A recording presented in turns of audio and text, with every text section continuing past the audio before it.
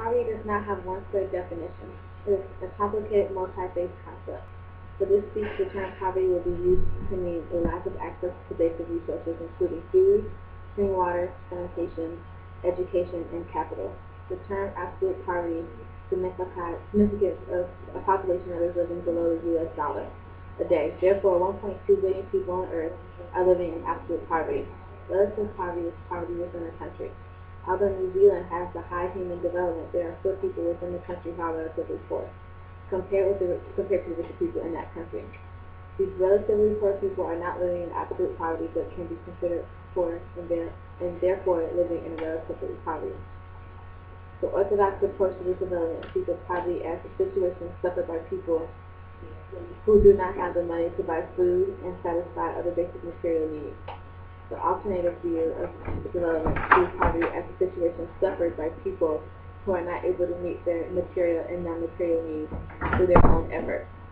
This alternative places much more emphasis on community and non-material needs, like self-reliance and a sense of community. There are many causes and effects to poverty. The most obvious effect of poverty is hunger. However, hunger can also be a cause of poverty. This is because hunger deprives those living in the absolute poverty of the skill to carry out productive work.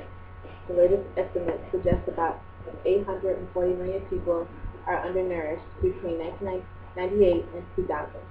Millions of people, including over 6 million children under the age of 5, die each year as a result of hunger. 1 in 7 children are born in countries where hunger and therefore poverty is the most common and will die reaching before the age of 5. Hunger affects mental and physical growth, causing undernourished, smaller, and slightly taller brains, which in turn earn less jobs involving physical labor, contributing to the overall poverty of the country and community. Voicelessness and powerlessness is a cause and effect of poverty because people living in absolute poverty often have no political power and are subject to exploitation by the state. They lack protection and report widespread corruption within the state education and healthcare system. Poor people in many countries speak of being kept waiting endlessly while the rich of the country go to the head of the queue.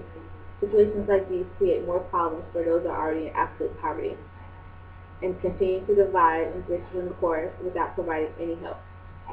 The problem with the lack of voice and power as a cause of poverty is that it enforces the lack of voice and power as an effect of poverty, creating a continuous cycle that separates the poor and from the rich in the country.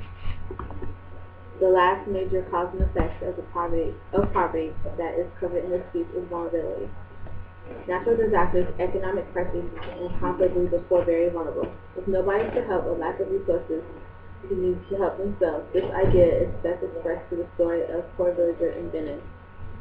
The World Development Report of 2000 and 2001 attacking poverty 3 years ago was a very bad year. The flood washed away all of our crops, and there was a lot of hunger around here, to the point that many people actually died of hunger.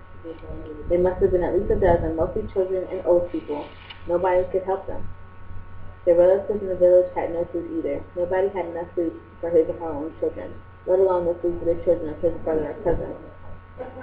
If you had a rich relative, someone else who could help, this is a perfect example of the vulnerability that is both the cause and effect of poverty.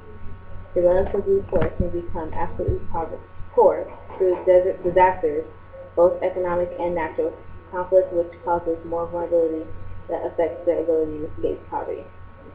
Poverty and conflict are closely linked.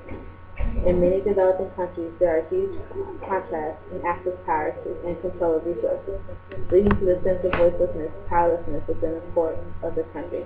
This unfair distribution of wealth, power, and often land creates conflict, and those with the disadvantage battle of the disadvantage in order to maintain their advantages.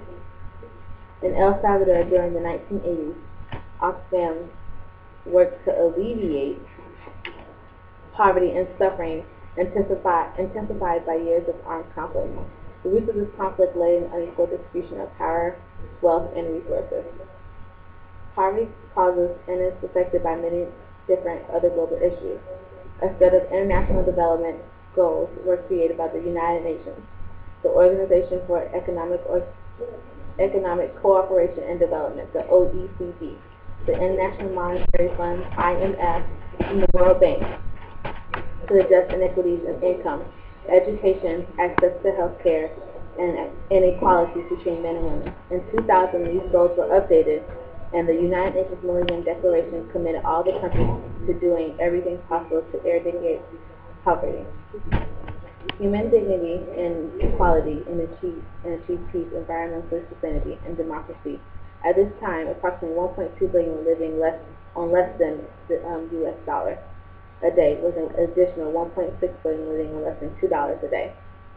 The goal to reduce poverty was seen as a vital part of the way forward, and it's crucial to understand why this is seen as a fundamental step.